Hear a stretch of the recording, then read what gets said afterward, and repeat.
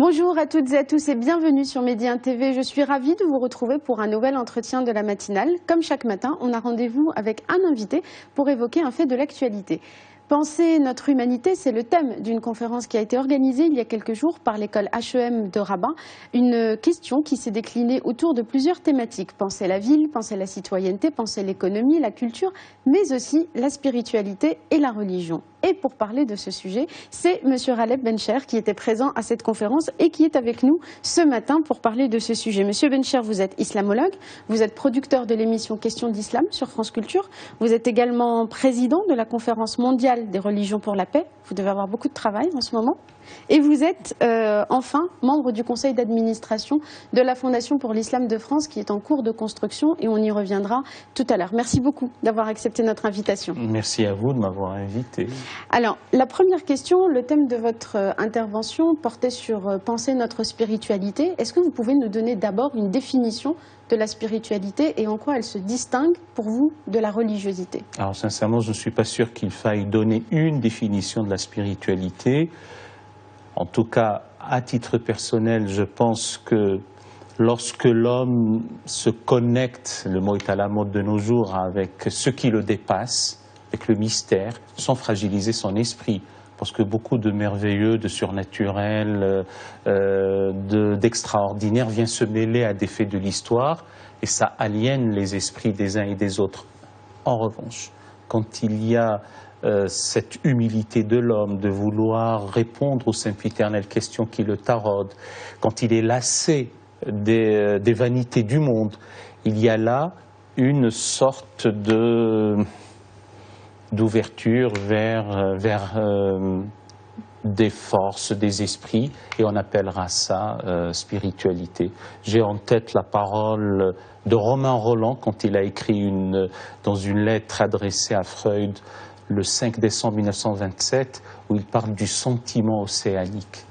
Il lui disait « mais j'aurais aimé à vous voir faire l'analyse de ce sentiment religieux spontané qui est rien d'autre qu'un simple lien direct et simple vers une sensation de l'éternel, sans limite perceptible, ce sentiment océanique. » Voilà une des définitions de la spiritualité. De la spiritualité. Merci beaucoup pour ce voyage littéraire. Est-ce que, selon vous, on souffre aujourd'hui dans le monde musulman ou dans la pensée musulmane de ce lien que vous évoquez? Est-ce qu'on est aujourd'hui dans une pensée qui est trop dogmatique?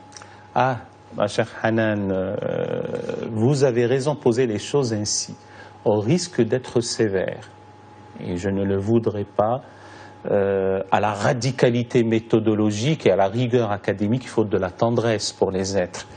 J'ai bien peur que l'on soit dans une ignorance. Le peuple est outrageusement ignorant de ce qui l'élève et le promeut à des cimes qui soient en lien avec sa dignité et son humanité.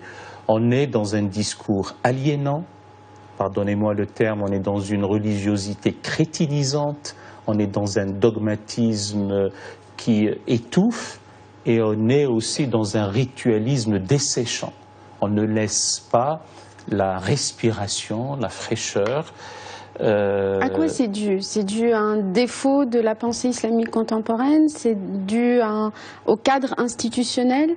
Un peu tout, sans autoflagellation aucune, sans haine de soi, sans autocritique facile. Il y a une régression tragique, une démission de l'esprit, une défaite de la pensée par rapport à ces choses-là.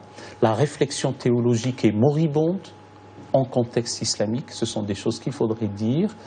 Or, la théologie n'est rien d'autre que l'intelligibilité de la foi mise à l'épreuve du temps. Et une foi qui n'est pas intelligente, elle s'étiole, elle se dogmatise ou elle verse dans le dogmatisme. On oublie que quelqu'un comme Ibn Arabi, 1165-1240, Mursi, Damas, puisqu'il a fait le voyage une seule fois, disait « Méfiez-vous de Dieu créé dans les dogmes ». Le dogmatisme, ça aliène, ça étouffe, Et donc il est temps de sortir des clôtures dogmatiques, de s'affranchir des enfermements doctrinaux. Mais pourquoi est-ce que cet affranchissement a pu exister un certain temps dans la trajectoire de la pensée islamique et pourquoi ça n'existe plus aujourd'hui? Est-ce que c'est dû au lien avec le politique? Est-ce que c'est dû aux histoires postcoloniales? À quoi c'est dû? Un peu tout.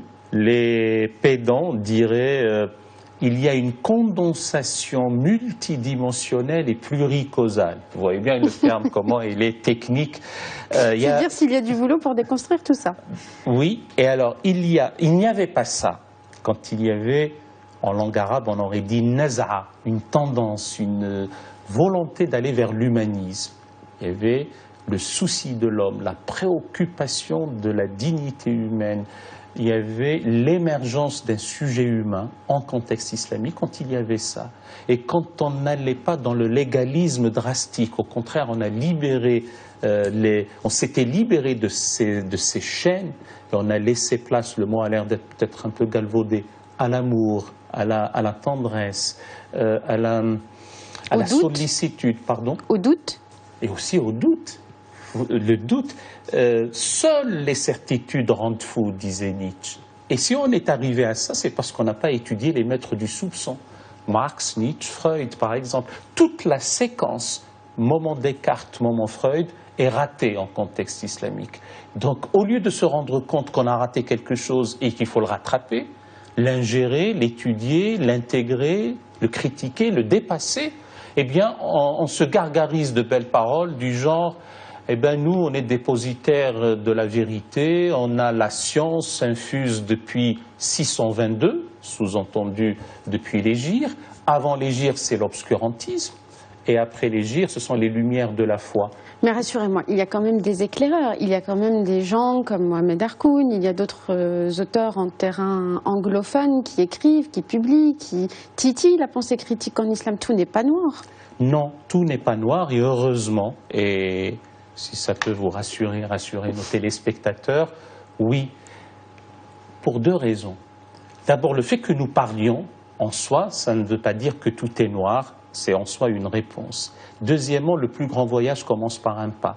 Troisièmement, les noms que vous avez cités, et le maître Mohamed Harkoun, pour ce qui concerne, j'allais dire, l'ère AIRE géographique qui nous intéresse, le Maghreb, la France, l'Europe, même lui, c'est sa stature, dépasse tout cela, et d'autres, ces notabilités-là, moi je les compare à Erasme, Thomas More, Campanella, Bacon, Rousseau, Voltaire, de leur temps.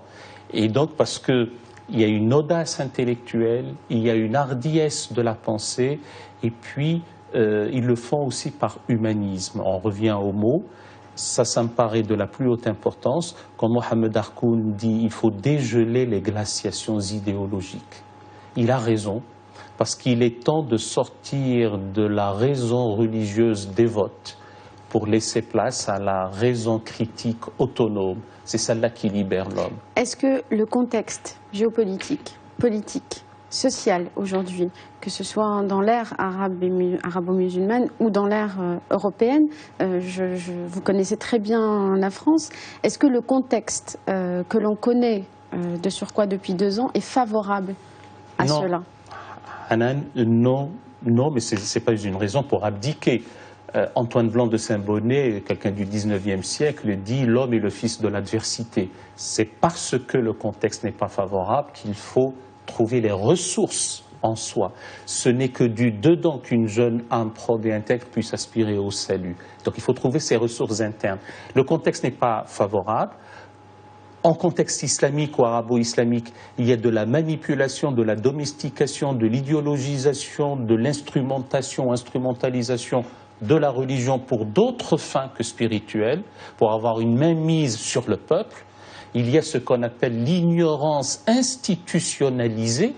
Ce sont des institutions politiques qui maintiennent cette ignorance et on enseigne des mensonges au regard de la connaissance historique. Ailleurs, et notamment en Europe, aussi paradoxal que ça puisse l'être, on a une classe politique dont certains, uniquement pour pouvoir jouir des dorures de la République, sont prêts à caresser les bas instincts de l'homme, là aussi en utilisant une religion alors qu'on est en contexte laïque. On ne peut pas d'un côté reprocher aux musulmans d'avoir une collusion, une intrication entre la politique et la religion en ce qui les concerne et leur demander de ne pas manipuler cette religion pour d'autres fins que spirituelles, et d'autres l'utilisent simplement pour se faire élire. Donc le contexte n'est pas bon. Est-ce qu'un contexte comme celui du Maroc, par exemple, où vous le savez, une grande réforme de l'enseignement religieux a été lancée, peut servir de souffle pour inspirer ça, cette nouvelle réflexion sur le fait religieux et sur l'enseignement du religieux? Je ne suis pas homme à faire de la langue de bois, comme on dit, ni à me défausser. Toute réforme est bonne, il faut l'encourager, il faut y aller. Simplement n'invalide pas le début de ma phrase. Ça dépend dans quel contexte et comment. Si on est dans la raison religieuse, ça risque ça confine à une situation où on cautérise une jambe en bois. Si c'est pour laisser place à la critique, une critique constructive, à la raison autonome, à un travail sérieux où l'on déconstruit les choses qui nous ont amenés à cette situation, de ce point de vue-là, ce qui se fait au Maroc devient identificatoire comme un emblème pour être suivi par d'autres. Dernière question sur la France. J'évoquais en vous présentant la Fondation pour l'Islam de France qui est en cours d'installation. Vous êtes membre du conseil d'administration. Est-ce que vous pouvez nous dire en une minute, parce qu'il nous reste peu de temps, ses principales attributions et quels sont les grands chantiers qui l'attendent? Alors, pouvoir le dire en une minute, c'est une gageure, mais j'y étais en tout cas séduit et j'ai accepté. C'est la première fois que j'accepte d'aller dans une institution initiée par les pouvoirs publics, parce qu'il y a de l'islamologie savante, il y a de l'éducation, de la culture, des arts. Il y a là aussi une prise en charge de la déshérence culturelle et intellectuelle de la jeunesse. Pour vous, le culturel est un levier pour modifier justement le dogmatisme et le cultuel? C'est même un antidote à ce qu'on appelle la radicalisation. C'est de la plus haute importance. L'inclination aux valeurs esthétiques, au beau, au juste, aux belles lettres, aux beaux-arts, eh bien ça, c'est une condition nécessaire, elle n'est pas suffisante pour sortir du marasme dans lequel toute une jeunesse sortir du marasme et aller vers le sentiment océanique. Bien ça. Alors vous avez bien fait pour boucler la boucle par la parole de Romain Rolland. Voilà. Merci beaucoup, Monsieur Khaled Bencher, d'avoir été avec nous. Merci à tous de nous avoir suivis. Je vous donne rendez-vous demain à la même heure pour un nouvel entretien. Très bonne journée à tous.